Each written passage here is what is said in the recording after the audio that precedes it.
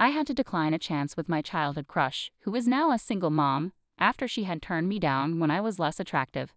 Her friends have been relentlessly calling and texting, urging me to reconsider and give her a chance. I'm a mid-20s guy who spent most of my childhood and early adulthood focused on academics. Without natural talent, I had to work hard, a path my parents always encouraged. Things finally started to slow down for me in college, and I began to embrace a more social life. In my social circle was Nat, a girl I had a crush on. Summoning my courage, I asked her out. She laughed, explaining it was just the surprise of the moment. Her rejection stung, especially since she later admitted she was dating, just not me. I accepted it and moved on. After college, I landed a good job out of town, thanks to my academic record and internship connections. Two colleagues, Tony and Steve, both in their mid to late 30s, became close friends and helped me break out of my shell. They convinced me to hit the gym with them, tired of my skinny frame. I had a blast working out and seeing real physical progress. Tony and Steve, who were a couple, were fantastic wingmen, helping me come out of my shell. Though I still had my awkward moments, I became much more comfortable in social settings over the course of about 2 years. I decided to ask my job to switch to remote work to be closer to my family, dealing with health issues, financial strains, and other personal matters. They approved, provided I returned to the office quarterly for key meetings. Now, I'm back home.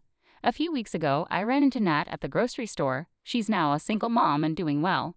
We bumped into each other again at a mutual friend's party, and she asked why I hadn't asked her out again. I told her it hadn't crossed my mind, which seemed to offend her. She asked, "Why not?" I responded, "I'm not interested," and tried to move on from the conversation.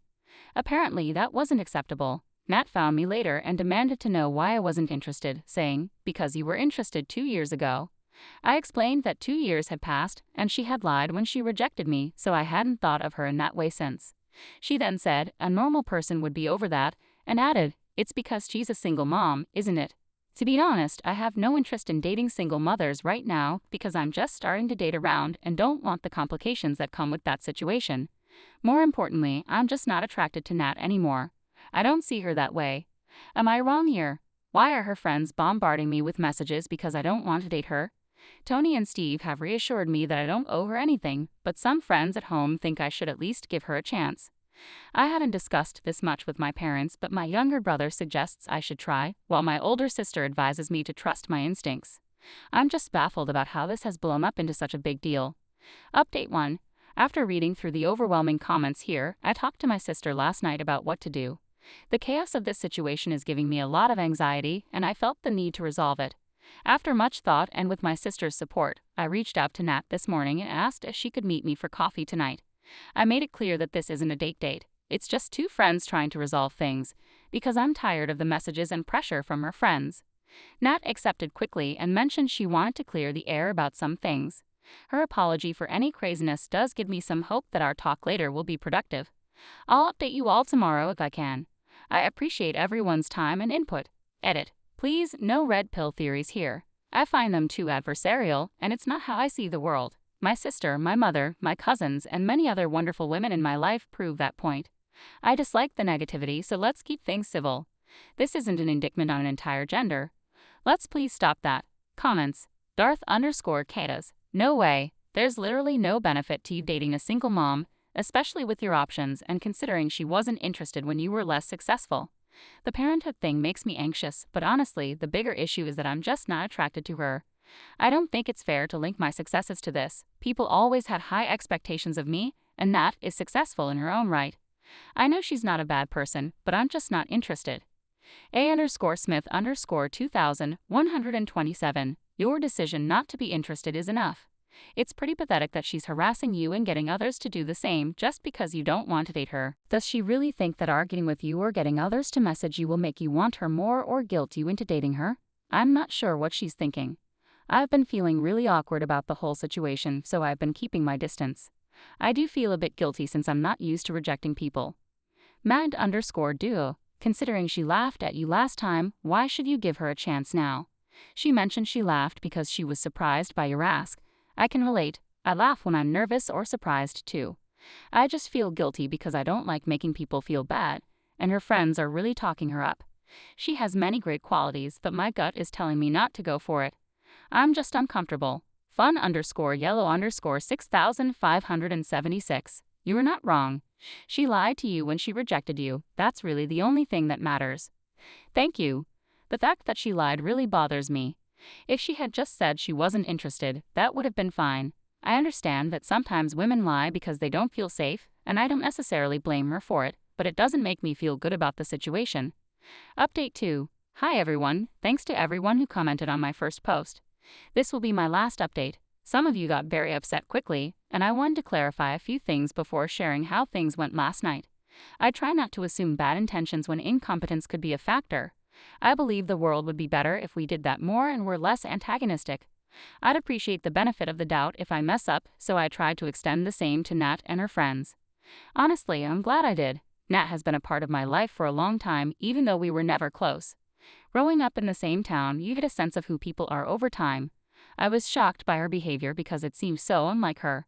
Her friends reaching out to me was surprising and made me anxious, as I'm not used to receiving that much social attention all at once, regardless of the tone and content. They're not inherently bad people. I believe they're generally good people who are just acting poorly. Anyway, here's what you're really interested in. I met Nat for tea at a local coffee shop last night. She arrived late, citing some childcare issues she had to handle. It turns out her son's father is actively involved in their lives, functioning mainly as a co-parent. They're not together as a couple because they didn't work well together, but according to Nat, her son's father is a very dedicated, caring, and supportive dad. I told Nat that the past couple of weeks have been very stressful for me because of her friends contacting me, and while I'm sorry she was hurt or offended by my refusal, I'm not sorry for saying no. Nat interrupted and apologized herself. She explained that she didn't intend for any of that to happen. Her friends are just very loyal and passionate. She also apologized for her behavior at the party and provided some helpful context. Nat shared that she had recently started dating again but hadn't had much luck. She expected some difficulties, but she didn't anticipate the lack of compassion from others. The last guy she met was particularly cruel, mocking her for being used goods and harshly rejecting her because she's a single mom, which was still fresh in her mind. Nat mentioned that she was attracted to me not just physically but also because I seemed less socially awkward and could hold a decent conversation now. She was drawn to the growth she saw in me. She recalled that I was smart and caring, though very socially awkward when I first asked her out. Nat was adamant that she didn't mean to laugh. She was genuinely surprised because she never thought I saw her that way. I believe her on this. It turns out she was trying to flirt with me at the party, and when I rejected her, her negative emotions from the previous rejection took over, leading to a poor reaction. She admitted to complaining to her friends, who then tried to intervene on her behalf. To Nat's credit, the messages from her friends have stopped since I reached out to her and explained why I wanted to meet. In hindsight, I think I may have overreacted. Looking at some of the messages from her friends more objectively, it seems they were just trying to advocate for us to be together rather than attacking me for saying no. All the attention felt like demands to me, and I may have panicked a bit. So that's basically it, everyone. We both apologized, and it turned out to be a lot more mundane than some might have expected. No, we're not dating, and we're both okay with that. We did agree that if the opportunity arises in the future and the timing feels right, one or both of us might consider gently exploring the idea again. I don't know if that will ever happen, but it's not entirely out of the question, just not something I'd think about for a few years. I like my life as it is right now. Comments. Late Champion 8678, you seem like a genuinely nice guy, the good kind of nice. I'm sure your anxiety about the situation played a role, but underneath it all, you seem caring. That said, I'd advise staying away from Nat and her friends. While she may not have intended the pressure, the fact that her friends thought it was appropriate is concerning. Listen to Tony and Steve, they got their heads on straight. Thank you, I'm grateful for my friends. I've been an anxious person most of my life, so I'm not too surprised it had such an impact on me here and now. Fibblemish, having read both parts of your story, I'm baffled as to why you're still in contact with her or her unbalanced friends. Do you want to be stuck in high school forever? You did nothing wrong. She couldn't handle her situation, so she enlisted her childish paws to pressure you online. When adults have a problem, they deal with it directly. No adult should be messaging a third party about who they should be dating. None of this was anyone's business, and certainly not the group of harpies. It's childish and sad. Stand up for yourself, tell her to never contact you again, and move on with your life. The fridge incident was about someone he once liked and respected, and he wanted to give her a chance to redeem herself in his eyes. Whether she deserves it or not doesn't really matter because he wanted to clear the air. It doesn't sound like you're planning to date her or anything. OP, thank you. I wanted to settle the matter because unresolved issues make me very uncomfortable. I'm glad Nat was more agreeable this time around. and I appreciated understanding more about her life. I feel very sorry for her that the last guy or two treated her so badly. I can't fathom being that callous to another person. It just doesn't make sense to me. Peter 95,837, I'm surprised things didn't turn out as messy as I thought they would. I've been reading too many book posts, lol. All in all, I'm happy for OP. He seems like a nice guy, and distancing himself from Nat and her friends seems like the best solution. Now on to the next story. Story 2. Busted my wife's secret Paris affair through our airline miles. My wife, 30, female, and I, 33, male, have been together for 6 years. When I first met her, I knew right away that I wanted to be with her forever. She was everything I ever dreamed of in a partner and more. It took a bit of convincing to get her to go out with me initially. She was new at our office and she was hesitant about dating a colleague to avoid any complications. However, I could tell she was interested by the way she looked at me. We eventually went on our first date, and it was incredible, sparking a whirlwind romance that led to us getting married about a year and a half after we met. One of the things I admired most about her was her relentless desire to learn, whether it was acquiring a new skill or mastering a language. She was always eager to expand her horizons and had a very worldly perspective. She loved to travel and was fascinated by different cultures. I wasn't as adventurous, but I aspired to be, so I admired her deeply. We traveled together when we first got married, visiting Singapore and Thailand, which were incredible experiences. When the pandemic hit, it put a halt to our travel plans. The inability to explore the world took a significant toll on my wife.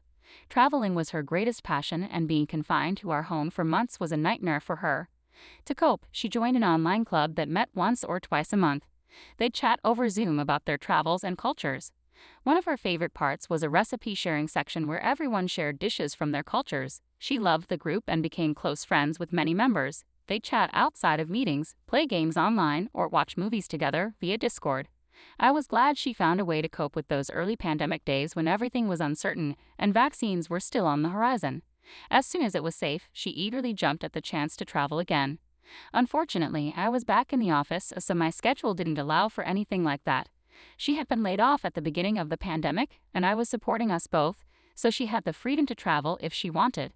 We had a long conversation about it because she felt guilty going without me, but she expressed how trapped she felt with everything that had happened. I wasn't thrilled about her going alone. I felt left out, but I understood that she needed that freedom, so I agreed to let her go. She left for a week and returned happier than I'd seen her in a long time. She had traveled to Germany to visit one of the friends she made in her online group. She showed me a ton of pictures of them together, the places she had visited, and the food she had tried. I thought it would be enough to satisfy her travel cravings until we could go together, but I was wrong.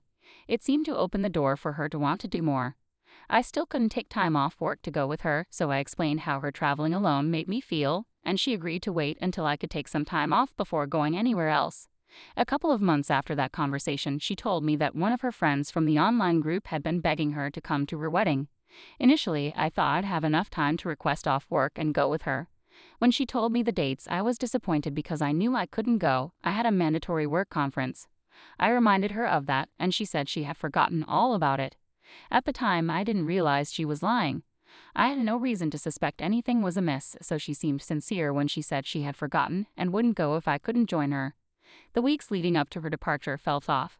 I could sense something was wrong, but I couldn't pinpoint what it was. She was acting very nervous around me, often unable to meet my eyes, and it seemed like there was something she wanted to say but couldn't. We both left for our flights on the same day. I was so caught up in work that I didn't think to check in on her once her flight should have landed. When I returned to my hotel room later, I checked my messages, but she hadn't sent anything. Before I started to worry, I logged into the airline's website to check her arrival time. We had a joint account for travel miles, so it was easy to keep track of our flights. I noticed a new flight entry in our history. She had landed where she said she would, but there was a departure to Paris, France, an hour after her original flight arrived. She never mentioned anything about going to Paris while she was there. I took a screenshot of the flight details and texted them to her just to confirm if it was her who had booked it. It wasn't out of the question that someone could have hacked our account and bought their own ticket.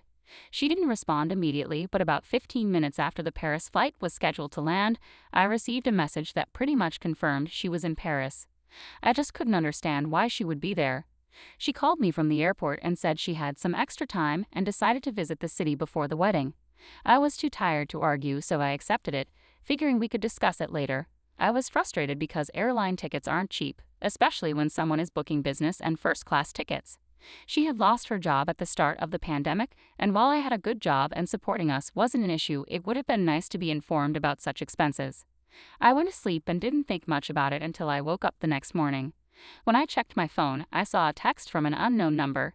It wasn't immediately alarming since I often receive spam texts. However, when I opened the message, I was stunned to see a picture of my wife standing naked in front of a mirror with a man behind her taking the photo. There was no context provided. I quickly replied, asking who the person was, but the message was read, and there was no reply. The conference I was attending was crucial for my work, so I tried my best to push the image to the back of my mind just to get through the day. I avoided looking at my phone, dreading the possibility of my wife texting me that she loved me after what I had seen. When the day finally ended, I noticed that the number had called me twice. I returned to my hotel room and called back, and to my surprise, a man answered. I asked who he was and why he sent me the picture. He told me he just wanted me to know that I was barking up the wrong tree by accusing my wife. I was baffled. I was married to her, so if anyone was barking up the wrong tree, it was him. During our call, I noticed he had a thick French accent, making it clear that she had booked the ticket to France to be with him. Out of curiosity, I checked the airline website again to see if she had booked another flight back to the city she was originally supposed to be in, but there was nothing. The only ticket listed was her return flight home. Without fully processing what I was doing, I removed my payment information from the website and canceled her flight. I didn't know all the details, but I was certain she had cheated on me. The specifics of what she had told the guy were irrelevant. She had lied about the reason for her trip to sneak off with another man. I doubted there was even a wedding she was supposed to attend. I wrapped up the conference and returned home immediately. If she was going to cheat on me, I was determined to take everything from her. She could be stranded in Paris for all I cared. When her return date arrived, she called and texted, asking why I had canceled her flight. She had no idea that her boyfriend had spilled the beans. I eventually answered her call and told her I knew everything and that she wouldn't be flying back on my dime. She would have to find her own way home. She tried to explain the photo, saying it was an old picture of an ex and that I had misunderstood. I knew she was lying.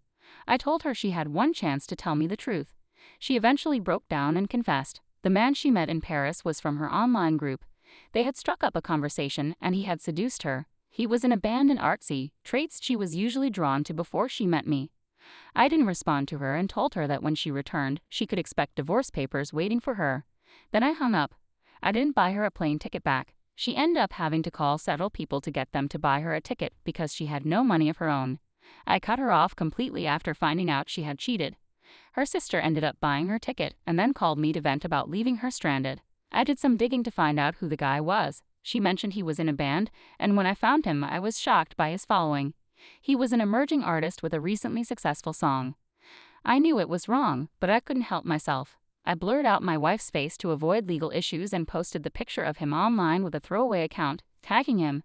The post got a lot of views, and the story about how he had slept with a married woman and ruined someone's life garnered a lot of sympathy. I divorced my wife and she moved out with her sister while searching for a job to support herself.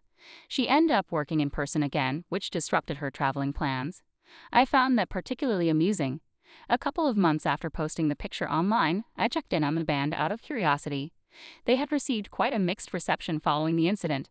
One of the band members posted on their Instagram, stating that after everything that had happened, they had decided it was best for the band to part ways and pursue different paths. It felt somewhat satisfying to think that the band might have broken up because of me.